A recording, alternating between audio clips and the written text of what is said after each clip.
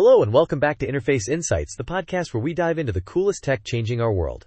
And, maybe, changing us. And I'm Jenny, your co-host, ready to explore another amazing story. Mark, you've got that sparkle in your eye today. You know it, Jen. I was just reading about this incredible development. There's this woman, she's 47, she's lived with quadriplegia for 18 years, couldn't speak, and now, thanks to a brain-computer interface, she's talking again. Talking again after 18 years? That's just remarkable, truly.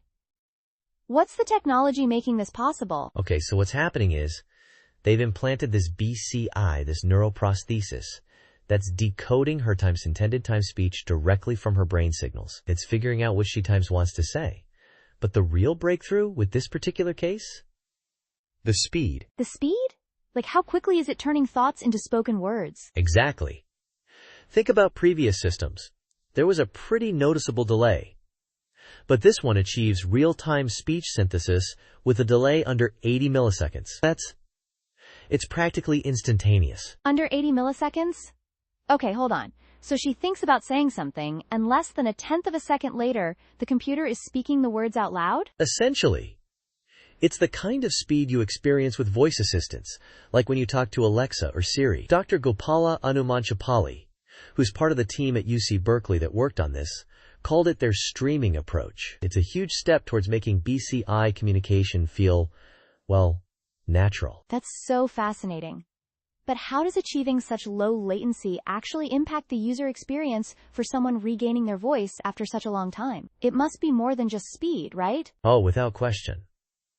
Imagine trying to have a spontaneous conversation if there's a noticeable pause between each word or phrase you're trying to convey. It disrupts the flow, breaks the connection.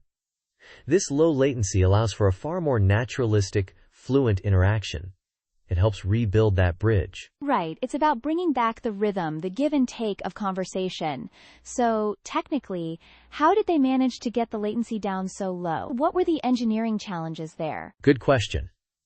A significant component is the AI. They are using sophisticated machine learning algorithms to decode those neural signals in those incredibly rapid 80 millisecond windows. They've trained the AI to recognize the brain activity patterns corresponding to individual speech sounds, or phonemes.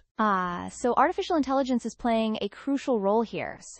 What specific AI techniques are they employing in this BCI to translate those complex neural signals into understandable speech? They're utilizing deep learning models, particularly types designed for sequence prediction and processing continuous signals. It's like the AI is learning the unique language of this individual's brain as it attempts to form speech.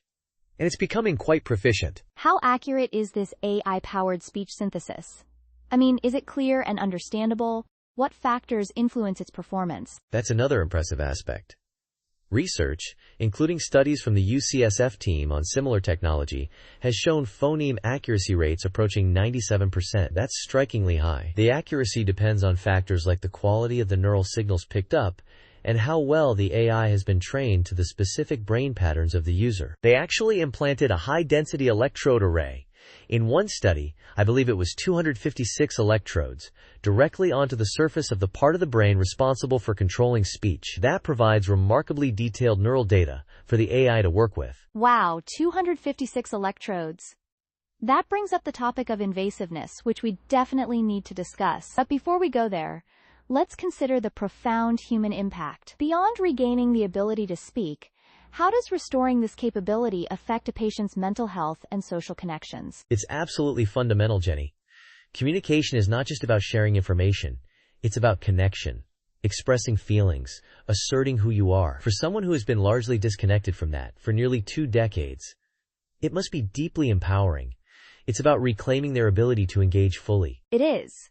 It's like getting a piece of yourself back, a way to participate in the world without barriers. We've heard about other individuals, like Casey Harrell, a patient with ALS, who benefited from similar technology, regaining effective communication and computer control. And while this is a significant achievement, there are still likely challenges ahead. For instance, how adaptable is this system to different individuals? Every brain wiring is unique. And what's the learning process like for someone to use this effectively? Those are really important points.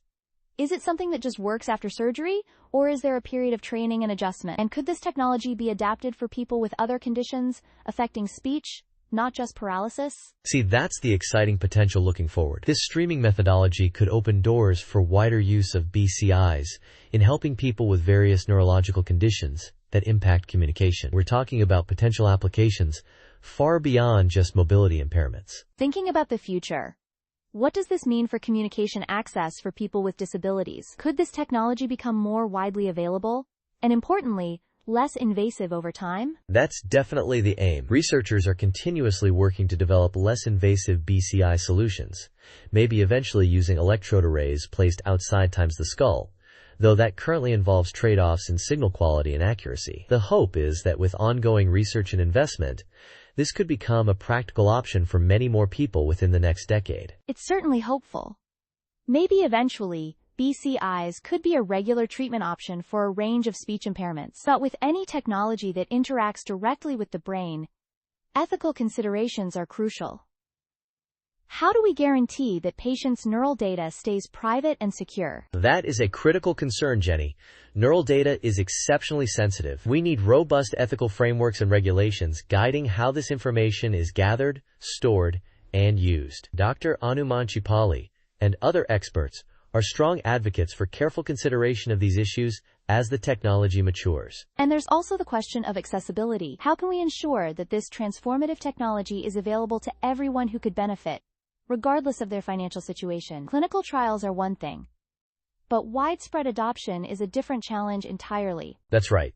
The current cost and technical complexity of the implantation and the system itself are substantial barriers at the moment. Ensuring fair access will be a significant task as this technology becomes more established. This feels like such an important step, not just in BCI development, but in giving back a fundamental human ability. It offers genuine hope for so many. It absolutely does. The combination of advanced AI, refined BCI hardware, and that emphasis on real-time performance, it's powerful. It demonstrates the potential for technology to truly enhance individual lives. Well, Mark, this has been a truly informative exploration of this incredible progress. Thanks for breaking down the technical side in a digestible way. My pleasure, Jenny. It's always exciting to glimpse into these potential futures, and we'll definitely be following how this technology evolves. Indeed. And to our listeners, thank you for joining us for this episode of Interface Insights. You can find links to the research we discussed in the show notes. Until next time, keep asking questions, keep exploring, and keep considering how technology is shaping our future.